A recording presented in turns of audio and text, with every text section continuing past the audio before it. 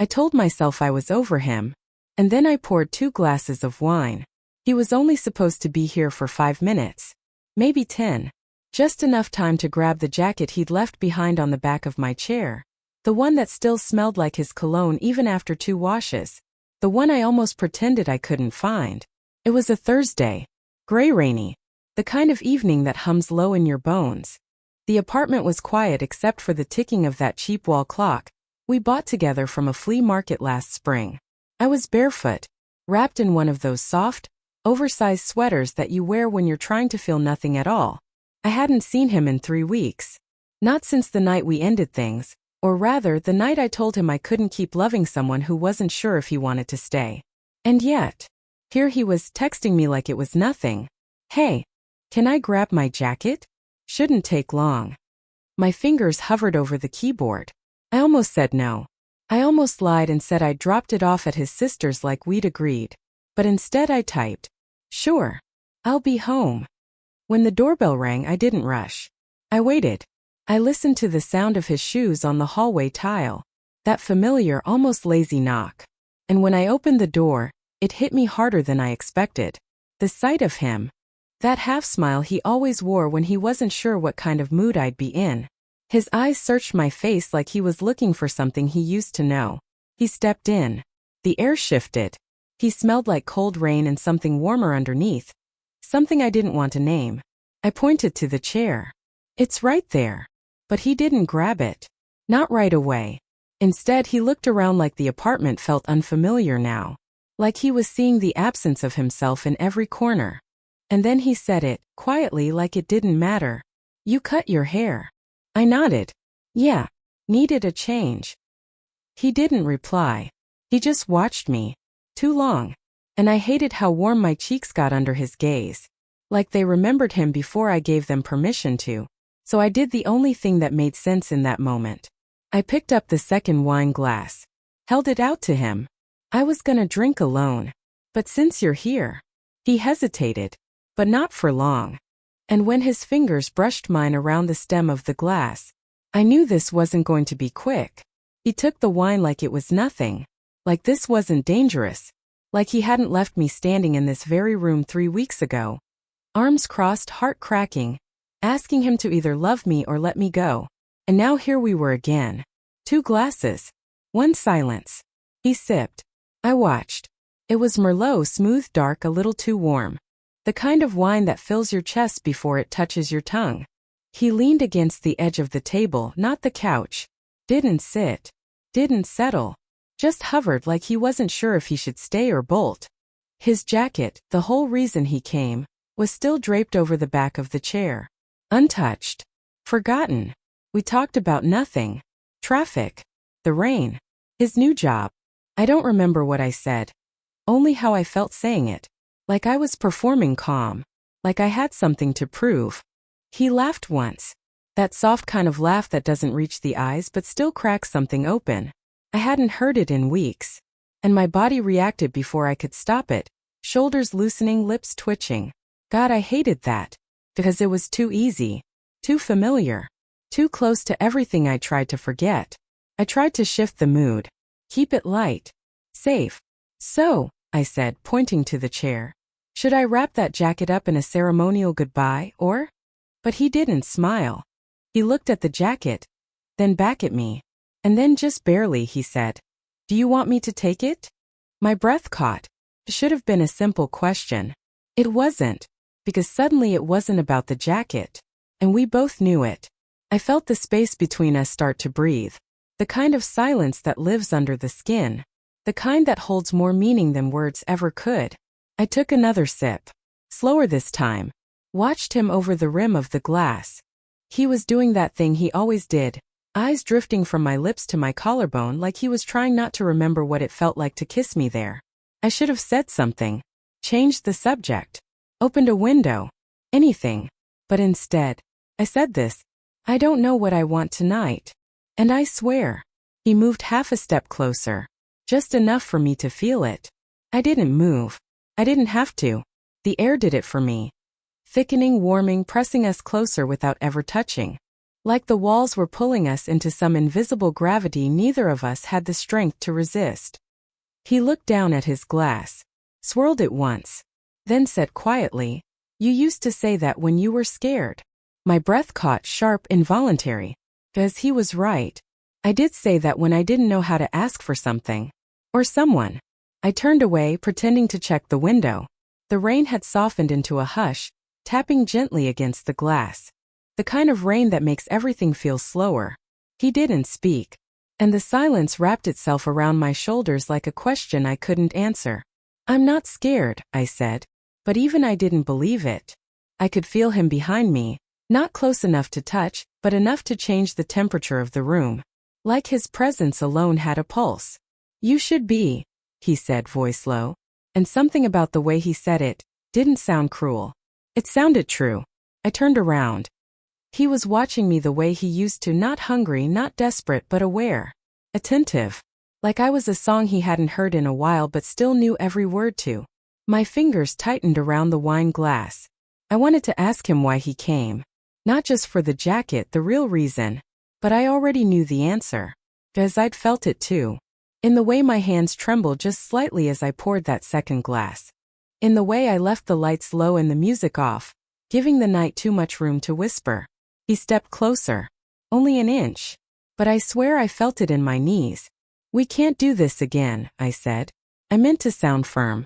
But it came out more like a memory. Faded. Fragile. "I know," he said. "But I'm still here." And then he reached out, not for me, but for the empty side of the couch. Sat down like it belonged to him. My heart thudded. Because he hadn't asked. He just made space. And for reasons I'm still not ready to admit, I sat beside him. We didn't speak for a while. The kind of quiet that doesn't ask to be filled. His arm was just close enough that I could feel the heat from his skin seeping through my sleeve. Not touching, but not touching. I stared ahead, pretending to focus on the flickering candle I'd forgotten to blow out. The wax had dripped unevenly down the side, pooling on the table like it was trying to hold onto something that was already gone. He shifted slightly beside me, and I felt it, that familiar ripple through my chest. The one that always started in my ribs and made its way to the base of my spine. I hated how easily my body remembered him. "We were good, weren't we?" he asked suddenly. I turned to look at him. His eyes weren't searching this time. They were just open. "Sometimes," I said. "And sometimes we tore each other apart." He nodded. Didn't argue. Didn't try to spin it into some romantic lie about timing or fate or how we were just too young. He let the truth sit between us like a shared bruise. "I missed this," he said, almost under his breath. "This?" I echoed. "What is this exactly?" His lips twitched, not quite a smile. "That look you give me when you're pretending not to miss me back." I scoffed. But I didn't deny it. Because in that moment, there was nothing I could say that wouldn't unravel me. I shifted subtly and my knee brushed his. And instead of pulling away, I let it stay there. Quiet permission. Barely there, yes. He turned slightly toward me. Close enough now that if I turned my head, our foreheads might have touched. I could feel his breath, steady, unhurried, like he was giving me every chance to say no. But something in me leaned first. Not far. Not fast. Just enough. Our shoulders touched. Skin on skin through the sleeves. And even that small contact sent a wave through me I wasn't prepared for. I closed my eyes. "I don't trust this," I whispered. "I don't either," he said. And then, just for a second, his fingers brushed mine on the cushion between us. Light as a thought. Careful. Asking. And I let them stay. His fingers didn't move at first. They just rested there, close enough to feel but not enough to claim. Like he was holding his breath through his hands. Like if he moved too quickly I might disappear. And I almost did. Because something about that moment, that stillness, that silence, was louder than any fight we'd ever had. Louder than the door he slammed. Louder than the night I cried into his voicemail and never hit send. I wanted to pull away. To protect whatever pieces of myself I just barely glued back together. But instead, I tilted my hand. Just slightly. Letting my pinky slide over his, slow as a sigh. He exhaled like he'd been holding it in for weeks. And I felt his body shift toward me. Not urgently, not aggressively, but like gravity had made a quiet decision for both of us. "I never stopped thinking about you," he said, voice low. I didn't answer, because I had stopped thinking about him. I'd forced myself to. But now every thought I'd buried came rushing back like a wave through the floorboards. He turned his palm up, inviting mine. And for a second I just stared at it. That familiar hand, strong, careful, scarred in places I used to trace with my lips. And then I placed mine in his. Our fingers laced instinctively. Muscle memory. Heart memory. I felt him looking at me, but I didn't meet his gaze. I couldn't, because if I did, I'd fall.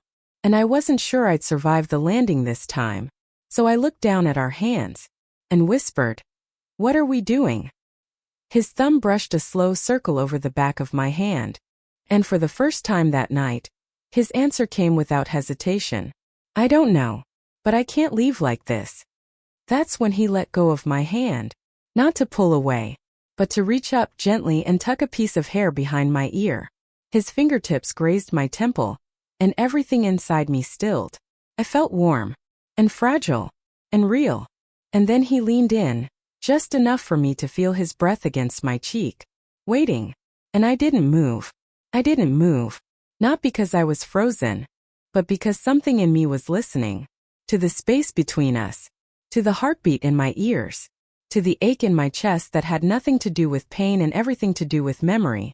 His breath was right there, warm against my skin, pausing at the edge of a decision. And then, he didn't kiss me. Not yet. He pulled back just enough to look me in the eye. "Are you sure?" he asked, so quiet it almost wasn't sound. I could have said no. Should have, maybe. But I didn't. I just looked at him, letting every reason I shouldn't want this rise and fall through me like a slow tide. And still, I didn't say no. He saw it. In my eyes. In the way I leaned in, not even an inch, just enough to blur the boundary between hesitation and need. And then finally he closed the space. His lips brushed mine like a memory, soft, unsure, almost reverent. Like he was asking me a question he didn't know how to phrase. I didn't answer with words. I answered with breath. With the way my fingers found his wrist. With the way I tilted my chin to meet him a little deeper, a little braver. It wasn't the kind of kiss that burns everything down. It was the kind that aches. Slow, suspended, threaded with everything we never said. And when he pulled back barely an inch, I didn't open my eyes. Because I wasn't ready to see what we'd done. His forehead rested gently against mine. "I missed this," he whispered again. "I know," I said. But it wasn't this he missed. It was me. And I wasn't sure which version of me he thought he was kissing, the one who used to forgive too easily, or the one who let him go. Maybe both. Maybe I didn't know either. The candle was almost out now, a weak flame drowning in its own wax. And the room felt heavier, like it was holding its breath for us. He reached for my hand again. And this time I didn't give it. I stood up. Not to push him away, but because I needed to feel my own legs under me. To remember I could still move without him. I walked to the kitchen without a word. Poured the last of the wine into my glass. And when I turned around, he was watching me like he didn't know what I'd say next. Neither did I. He stood slowly. But he didn't come any closer. Just stayed there in the soft lamplight. Eyes on me like I was both a doorway and a storm. I took a slow sip, not because I needed the wine, but because I needed the pause. The seconds to gather whatever was left of the version of myself that knew better. But he didn't ask for anything. Not now. He just watched. Waiting. Wearing the same expression he used to have when I'd talk in my sleep and he'd pretend he wasn't listening. And something in me broke open a little. "I'm not the same as I was," I said finally. The words felt raw in my mouth. "I've changed." He nodded. "I can feel it." He said it without sadness. And somehow that hurt more. I turned toward the window again, watching the city lights blur through the streaks of rain. Behind me I could hear the faint creak of the couch, his weight shifting. And then, quiet footsteps. He was closer now. Not too close. Just close enough for his voice to land softly against my shoulder. "I didn't come here expecting anything," he said. "I swear." "I know," I replied. "But that's the problem. Because if he'd come here wanting something, a second chance, an apology, an answer, At least I'd know what to give him, what to deny. But he came here with familiarity, with history, and I didn't know how to guard against that. He was behind me now. I felt the warmth of his body without the touch. Felt the pull, not physical but something older. Something deeper. And then, his hand grazed my waist. Barely. A breath of a gesture. But my skin lit up like it remembered how to want him faster than my heart could keep up. I closed my eyes. Everything in me was trembling, not from fear. From memory. From proximity. From the part of me that still ached to be understood. He didn't speak again. He didn't have to. Because some things you only say without speaking. His hand stayed at my side. Still. Respectful. But asking. And I leaned back, just enough to say yes without saying it. I leaned back into him slowly, like stepping into a dream I wasn't sure I had the right to want. And he didn't rush it. His arms circled me with hesitation, like he was afraid I might vanish if he held too tight. And maybe part of me would have. We stood there, quiet, pressed together in a way that didn't ask for more. Just to stay. Just for now. His chin rested gently on my shoulder, and I felt his breath warm against my neck. I exhaled. Everything softened. The ache, the edge, the need to pretend I was untouchable. For the first time in weeks, I let myself melt. Not into him, but into what used to be us. And it was beautiful. Painful. Unreal. I turned slowly in his arms, not breaking the closeness. Our eyes met. And this time there were no smirks. No clever lines. Just the quiet truth of two people who'd once loved each other so deeply, it left fingerprints on their future. His hand came up, cradling my face like it was still sacred. And when he kissed me again, it wasn't lust. It was goodbye wearing the costume of one last chance. Slow.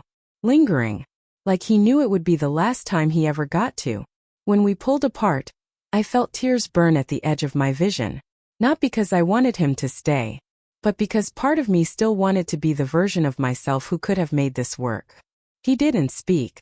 Neither did I. Some moments are too full to carry words. He looked at me one more time, eyes filled with something between sorrow and peace, and then stepped back, walked toward the door. His hand brushed the jacket, paused. Then, he left it, just turned the knob, glanced back once, and slipped out into the hallway like he never wanted to risk undoing what had just happened. The jacket stayed behind, still draped over the chair like it had been waiting for the end of the story. And I sat down, touched the sleeve, and whispered to the quiet apartment. I think I needed this more than I wanted him.